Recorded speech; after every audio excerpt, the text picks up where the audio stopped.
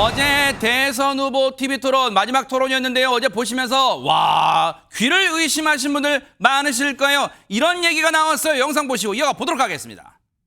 올해 4월에 고등학교에서 이제 폭력 사건이 발생했는데요. 가해자가 피해자에게 했던 욕설인데 너희 어머니의 뭐 이런 얘기를 했다는데 이재명 후보 욕설을 보고 따라하는 거 아니겠습니까? 일단은 저의 부족함에 대해서는 그간에 수차 사과 말씀을 드렸고 다시 사과드리겠습니다.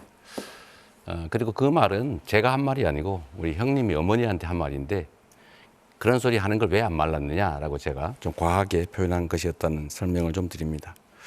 만약에 어떤 사람이 여성에 대해 가지고 얘기할 때 여성의 어떤 이런 얘기를 했다 그러면 이거는 여성 혐오에 해당합니까? 아닙니까? 그건 뭐 답변하지 않겠습니다.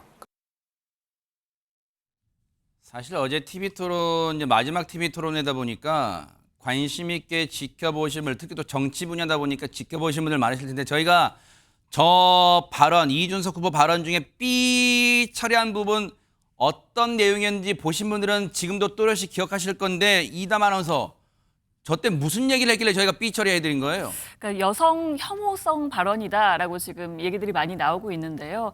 여성의 어떤 신체 부위와 관련한 발언들을 소개를 한 겁니다. 근데 이준석 후보가 이재명 후보를 저격하려고 저런 발언들을 얘기를 한 거였거든요. 이재명 후보가 이제 과거에 형수에게 욕설을 했던 내용과 관련된 이야기라든지 또 네. 이재명 후보의 아들이 과거 작성한 것으로 추정되는 온라인 댓글 관련한 내용을 얘기를 한 겁니다. 이걸 관련해서 권영국 후보에게 이제 의견을 묻자 권영국 후보가 아까 이제 대답하지 않겠다고 하면서 이건 여성 혐오 발언이다라고 지적을 하기도 했고요. 토론회 후에는 이준석 후보의 사퇴를 촉구하기도 했습니다. 이준석 후보는요, 원래 표현은 더 강하다. 그러니까 원래 표현에 비해서 이제 공공방송이기 때문에 정제를 했고 이거에 대해서 의견을 물었는데 두 후보 모두 이 의견에 대해서 전혀 얘기하지 않았다. 평가를 피했다라고 이야기를 하면서요. 본인의 진영 내 문제에 대해서는 뭐 회피하고 또 침묵하는 게 위선이다라는 거를 지적하지 않을 수 없었다라고 이야기하기도 했습니다. 그러면서 이준석 후보가 홍준표 전 시장을 또 언급하기도 했어요. 홍준표 전 시장이 2017년 대선 당시 후보일 때 돼지발정제 관련해서 표현이 논란이 됐을 때 그걸 부적절하다라고 인정하면서 공식적으로 해명하고 사과했다라면서 좀 차이가 있다라고 이야기하기도 했습니다. 앞서도 말씀드렸지만 저 발언을 도저히 방송에서는 저희가 틀어질 수 없어서 삐 처리했어요. 아마 보신 분들은 생방송이었다 보니까 저걸 삐 처리 못하잖아요. 생방송 때는. 아마 귀를 의심하셨을 거예요. 근데 어제 저 토론 있고 나서 정치권이 발칵 뒤집혔어요. 일단 그 비판 목소리 먼저 들어보시고 이어가 보도록 하겠습니다. 아이들까지 지켜보고 있는 그 생방송으로 진행되는 그 토론 현장에서 차마 이 자리에서조차도 입에 담기 어려운 발언을 꺼내면서 저열한 언어 폭력을 행사한 것에 대해서는 그 이준석 후보의 그 폭력 행위에 대해서는 도저히 용납할 수가 없는 것이 아니냐. 근데 오늘 뭐 입장을 내면서 또 뻔뻔하게 얘기를 해놨더라고요. 그 후한무치가 곧 젊음은 아닙니다. 만약에 이준석 후보가 저한테 말씀드렸던 것처럼 이준석 후보가 제 옆에 있었으면 혼났을 거란 말씀을 되돌려드리고 싶습니다. 다만 이준석 후보를 비판하기 이전에 그 발언을 먼저 했던 분들도 먼저 비판을 받아야 되는 거 아닌가에 대한 생각이 있습니다. 일단은 최진영 변호사님께 여쭤볼게요. 네. 한 40초 말씀해 주시고 다른 분들도 의견 드려야 되니까.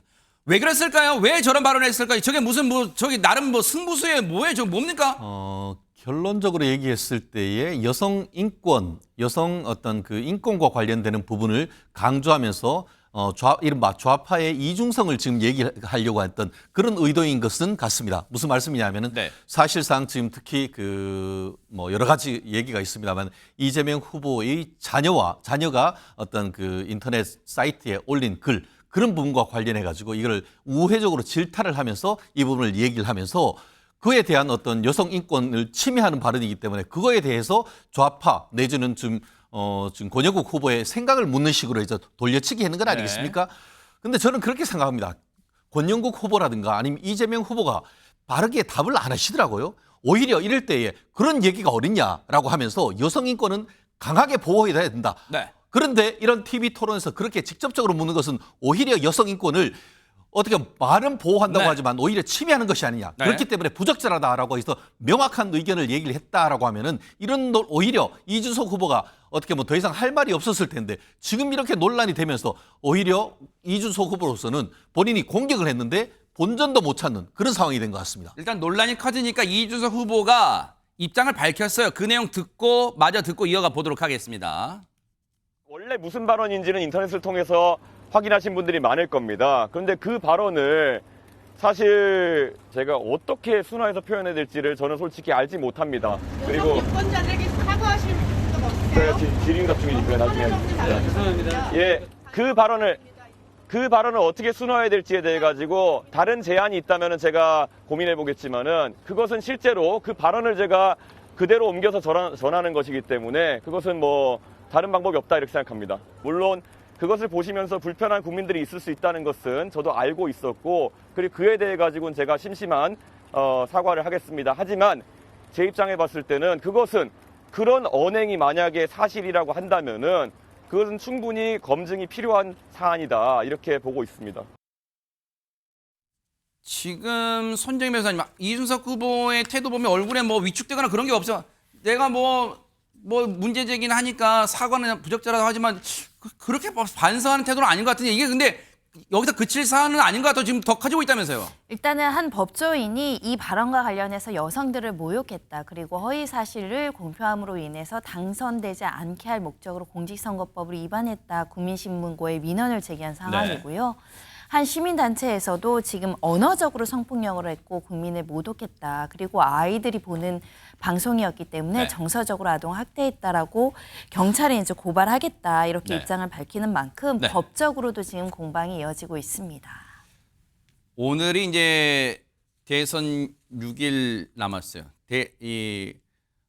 여론조사 공표 금지 기간인데 과연 저 발언이 남은 기간의 표심에 엄청난 파괴력으로 작용할지는 지켜보도록 하겠습니다.